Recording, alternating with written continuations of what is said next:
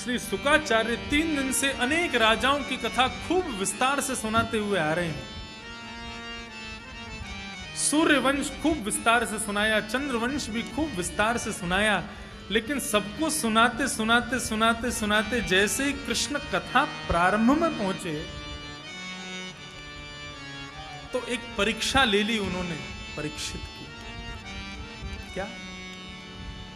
कथा सुनाते सुनाते जैसे ही कृष्ण कथा प्रारंभ होने लगी, परीक्षित और ज्यादा उत्सुक होने लगे कि अब आएगी कृष्ण कथा, अब आएगी कृष्ण कथा।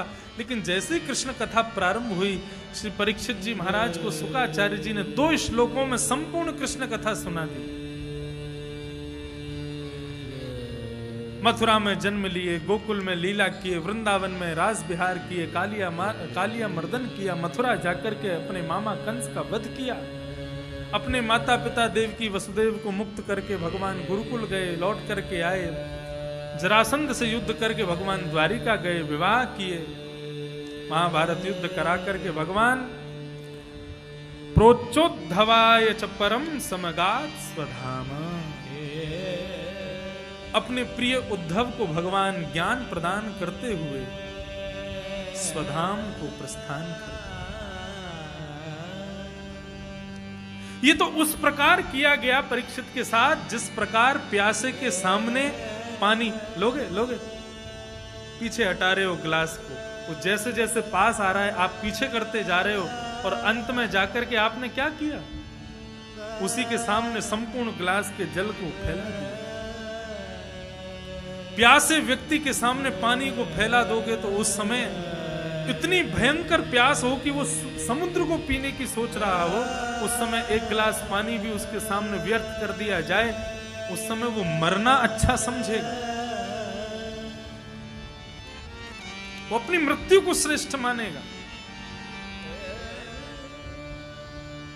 श्री भक्तमाल जी में जब परीक्षित का वर्णन किया गया तो परीक्षित जी के लिए संबोधन किया गया है, श्रवण रसिक कहूं सुने ना परीक्षित से। श्री नाभाजी महाराज भक्तमाल में 56 में कहते हैं, श्रवण रसिक कहीं सुने ना परीक्षित से। कैसे रसिक? बोले पान हूं करत लागी कोटि गुण प्यास। कैसे रसिक हैं? बोले एक तो होता है प्यासा पानी पीता जाए तो जैसे जैसे पीता जाए प्यास बुझती जाती है, लेकिन ये परीक्षित कैसा प्यासा है? बोले जैसे जैसे कथा सुनता जा रहा है उतनी प्यास प्रगाढ़ होती जा रही है, ऐसा प्यासा। मतलब भोजन कराते जाओ फिर भी पेट ना भरे, ऐसा संभव है? लेकिन परीक्षित की कथा के प्रति पिपासुता ऐसी है, एक क्षण के लिए भी परीक्षित अपने स्थान से हिले भी नहीं है। और उसी परीक्षित के लिए शुकाचार्य जी भी 3 दिन से एक ही आसन में बैठे और सुना रहे हैं। लेकिन आज संपूर्ण कृष्ण कथा 2 श्लोकों में सुना करके जैसे ही शुकाचार्य शांत हुए, परीक्षित के सामने से मानो भोजन की थाली लगा करके उठा ली हो। परीक्षित प्रार्थना कर रहे हैं अति विनम्र होकर के, कथितो वंश विस्तारो भवता सोम सूर्यो। आपने चंद्रवंश विस्तार से सुनाया, सूर्यवंश विस्तार से सुनाया, उसी प्रकार जिस कृष्ण ने मेरी गर्भ में रक्षा की है उन कृष्ण का भी लीला मुझे विस्तार से सुनाइए प्रभु। ये अद्भुत चरित्र इस प्रकार सूक्ष्म से मत सुनाइए भगवान। मैं सुनने के लिए बैठा हूं, मैं सुनना चाहता हूं आपसे।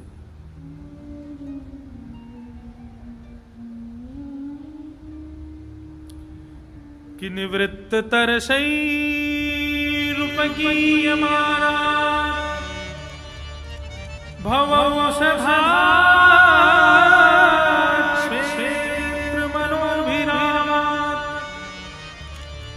उत्तम श्लोक गुणानुवादा पुमान विरजेत विना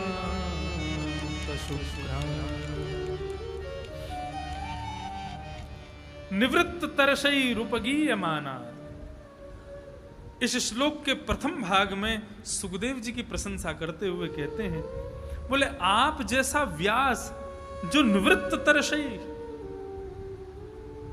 बंधुओं, कोई भी व्यक्ति किसी कार्य में लगता है ना, तो उस कार्य को श्रेष्ठ वो तभी बना पाता है जब उसके गंतव्य में उसको कोई तृष्णा दिखाई देती है। मैं वृंदावन जाऊंगा, इसमें भी एक तृष्णा है क्या? श्री राधा रमन जी का दर्शन होगा। मैं बंबई जाऊंगा, इसमें भी एक तृष्णा है क्या? एयरपोर्ट से निकलते ही सिद्धिविनायक जाऊंगा। मैं भुवनेश्वर जाऊंगा, इसमें भी एक तृष्णा है क्या? कि पास में जगन्नाथपुरी है, जगन्नाथ जी के दर्शन करके आऊंगा। ये तो एक आध्यात्मिक अर्थ में बता रहा हूं, लेकिन कोई कथा भी कर रहा है ना, तो उस व्यास की भी एक सूक्ष्म तृष्णा तो होती है कि इस कथा के बाद ठीक है, भगवान की कृपा से सब चल रहा है, लेकिन कुछ दक्षिणा मिलेगी तो उससे इतने बड़े घर व्यापार हमारे घर चल रहे हैं, हमारे साथ इतनी संगत चलती है, सबका भोजन पानी सब दक्षिणा से ही चलता है। एक तृष्णा तो रहती है सबकी। तृष्णा से विहीन होकर के कोई कार्य करे, उसमें लग्न उत्पन्न नहीं कर पाएगा। लेकिन ये बड़ी बात है कि कोई बिना तृष्णा के, बिना किसी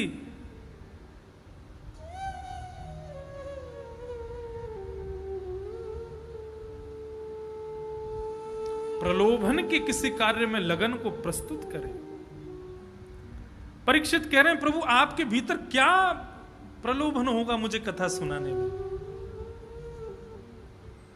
प्रेमना पठन भागवतम सनई सनई।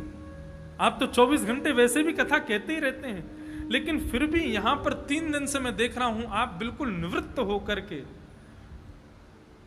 जो मैं सुनना चाहता हूं वो भी सुनाते हैं, और जो मैंने ना पूछा हो आप उसे भी मुझे बताते हैं। और एक बात होती है कि कथा सुनाने वाला श्रोता पर, यजमान पर गुस्सा नहीं करता। अरे भाई यजमान है तो अच्छा है, हमारी कथा करा रहा है।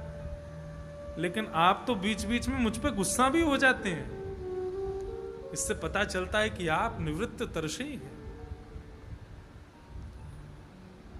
वक्ता का अधिकार होना चाहिए कि वो श्रोताओं पे गुस्सा कर सके,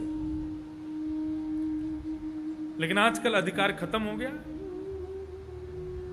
अगर वक्ता ने जरा सा गुस्सा कर दिया तो फिर श्रोता दूसरे दिन से मुंह बैठा बनाए बैठे रहेगा। यजमान करोड़ों रुपया लगा के कथा करा रहे हैं इनकी सुनने के लिए, लेकिन व्यास को भी चाहिए बेफिजूल की बात पर नहीं सुना।